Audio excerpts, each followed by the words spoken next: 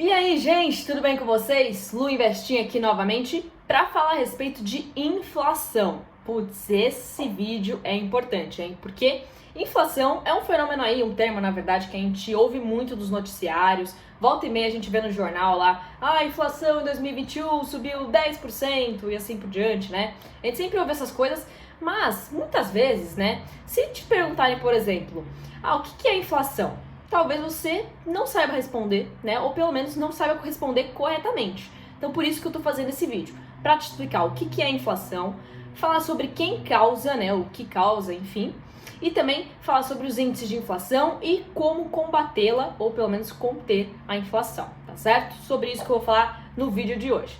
Então vamos lá. Primeiramente, o que é inflação? Duas interpretações principais desse termo, né? Um são dos economistas neoclássicos, que a gente chama, que basicamente acreditam que inflação é o aumento generalizado de preços, mas, por outro lado, a gente tem outro grupo de economistas de outra escola, né, que na verdade são os austríacos, que dizem que economia é o aumento da base monetária que causa o aumento generalizado de preços. Ai meu Deus, Luísa, muita informação, já tô confusa, não tô entendendo nada. Fica calminho que eu vou te explicar direitinho com um exemplo didático para você entender tudo isso que eu tô querendo dizer, tá?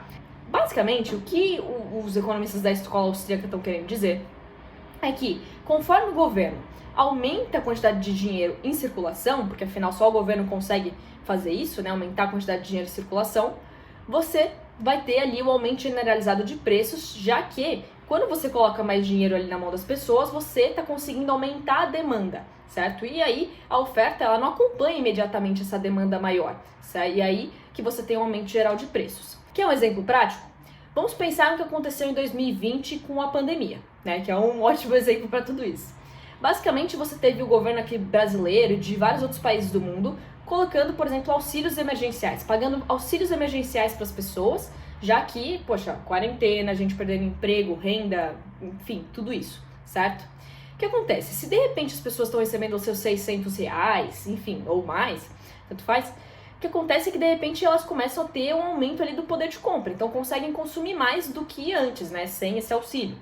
Só que aí o que acontece? A oferta de produtos não está preparada para essa quantidade de gente que passou a conseguir comprar mais. Então o que acontece? A galera pegou seu auxílio emergencial, por exemplo, coisa do tipo, e foi consumir, foi no mercado comprar arroz, feijão, carne, etc. Foi fazer suas compras. E assim, o que ocorreu é que você teve um aumento generalizado de preços, já que a demanda por produtos no geral aumentou, sendo que a oferta não acompanhou, tá? E isso tudo ocorreu justamente porque o governo expandiu a base monetária. Por isso, inflação, inflar a base monetária, certo? Então, essa é a interpretação dos economistas da escola austríaca, que eu vejo mais sentido aí. E os neoclássicos, eles basicamente acabam mencionando mais a consequência da inflação, né? Então, os austríacos dizem o que causa inflação é justamente o governo aumentar a base monetária e isso, por consequência, vai causar o aumento generalizado de preços, certo? E, aliás, com tudo isso, eu quero até ressaltar um outro ponto, que é o seguinte, né? Muitas vezes a gente usa o termo inflação de uma forma meio equivocada e que ajuda a gente a interpretar ele de forma errada. Porque assim, tem gente às vezes que fala, nossa, fui no mercado, vi o tomate, putz, o tomate, o preço dele tá inflacionado. Peraí, mas assim, não existe inflação de um item só. Inflação do tomate, inflação do arroz. Não, inflação é aumento geral de preços, tá? Quer dizer, a consequência da inflação é aumento geral de preços. Então, por isso que você não tem inflação de itens isolados, ok? Bom, partindo disso, a gente pode também falar um pouquinho da questão dos índices de inflação, né, que a gente tem aqui no Brasil principalmente. A gente tem vários, tá? Se você for pesquisar, no Brasil a gente tem um monte de índice de inflação. Mas os dois mais falados são IPCA e IGPM. IGPM é a famosa inflação do aluguel, enfim, também é bastante utilizada aí para ser noticiada. Só que o IPCA ele predomina mais ainda, né, que é o índice de preços ao consumidor amplo, medido pelo IBGE, ok? Então, basicamente, os índices de inflação, o que eles fazem?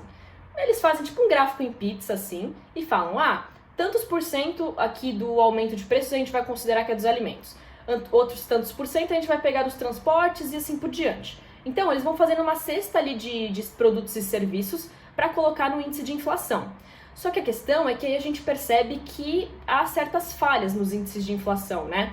Porque assim, eventualmente, o IPCA pode considerar uma porcentagem de aumento de preços nos transportes que não é compatível com a sua situação. Por exemplo, às vezes você nem é impactado pelo aumento de preço ali, sei lá, da passagem do metrô, coisa do tipo, do ônibus, mas está lá no IPCA, né, que no final você pode até considerar como inflação ali para você. Enfim, então tem esse ponto aí que é falho, mas a fato é que não dá para você fazer tipo um índice de inflação para cada pessoa, para cada cidadão brasileiro, né? Teria milhões de índices, não é possível fazer um negócio desse. Então a ideia do IPCA é basicamente pegar ali as famílias, pegar uma margem bem grande de renda, né? Tipo, ele conta a inflação para famílias de 1 a 40 salários mínimos, então ele tenta abranger a maior parte da população, mas mesmo assim tem as suas falhas, tá? Basicamente isso. Agora, dito tudo isso a respeito de inflação, vem a grande questão que é, afinal, como que a gente pode combater esse fenômeno ou pelo menos conter ele? E lembrando, né, combate e contenção são diferentes. Então, tipo, se você está combatendo, é uma coisa de longo prazo, é uma solução de longo prazo. Conter é uma solução de curto prazo. Então, no curto prazo, você está tentando resolver esse problema, tá? Basicamente, para o longo prazo, para você resolver essa questão da inflação, basicamente você precisa que o governo pare de gastar mais do que ele arrecada. Por quê? Porque se o governo tá precisando colocar mais dinheiro em circulação, é porque ele não tem dinheiro suficiente por si só, né? Quer dizer, a arrecadação de impostos já não está suficiente para ele bancar seus gastos. E isso é ruim, né? Então ele tem que aumentar a quantidade de dinheiro em circulação, causa inflação. Bom, péssimo, né? Todo mundo sabe. Então, basicamente, se o governo começa a gastar menos do que arrecada, né, e fica ali com saldo positivo, isso ajuda sim a você combater a inflação, tá? Bom, e no caso de você conter a inflação, o que é possível ser feito é você mexer na taxa básica de juros que nós temos aqui, que no caso é a Selic. Então a taxa Selic, ela serve de base para formar todos os juros de uma economia. Então, os juros que os bancos usam para fazer empréstimos entre eles, para emprestar dinheiro para você, todos são baseados na taxa Selic, tá? A taxa Selic serve de base. Além disso, por exemplo, juros de um financiamento de carro, de imóvel, quando você vai parcelar uma compra, a Selic está metida nisso de alguma forma, certo? Então, como a Selic está metida nessas questões, ela é capaz de fazer com que você tenha, por exemplo, a diminuição do consumo ou aumento do consumo. Se você está aumentando a Selic, você está tornando mais caro pegar dinheiro emprestado, fazer o financiamento, parcelar compras, está ficando mais caro. Isso ajuda a conter o consumo e ajuda a conter o aumento geral de preços, certo? Por isso que ela é um recurso importante aí para conter a inflação, mas isso no curto prazo. Porque no final das contas, não adianta você aumentar a taxa de juros e o governo continuar nessa tendência de estar injetando cada vez mais dinheiro na economia.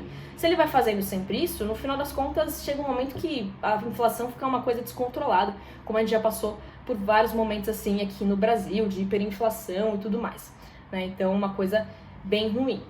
Bom, e só para fechar com mais um exemplo de como a inflação é muito maléfica pro nosso dinheiro, eu quero fazer a seguinte reflexão com vocês. Pensa numa nota de 100 reais hoje e compara essa nota de 100 reais com, poxa, ano passado, daqui a 5 anos atrás. Sabe, o que você comprava com uma nota de 100 reais há 5 anos atrás e o que você compra agora, certo? Quando você vai vendo esse tipo de coisa, vai fazendo essa comparação, você vai percebendo que, assim, apesar da nota física de 100 reais ser a mesma, tipo papelzinho azul e tudo mais, o que ela compra já não é a mesma coisa, certo? Ela tende a comprar cada vez menos, ok?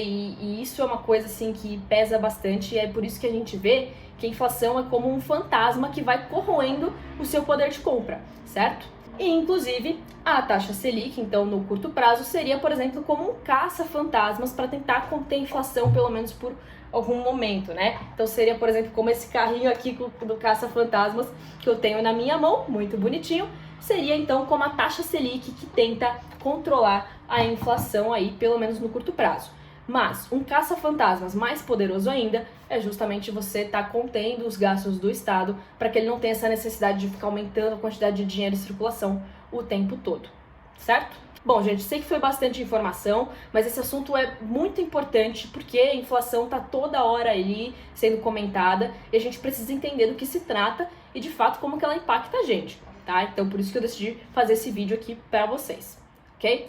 Bom, em outros momentos eu volto a falar também de taxa Selic, quando falar de investimentos também, tá? Então, ainda vou comentar muito esse assunto, mas isso aqui foi uma introdução para essa questão toda, tá? Bom, gente, muito obrigada por terem me acompanhado até aqui.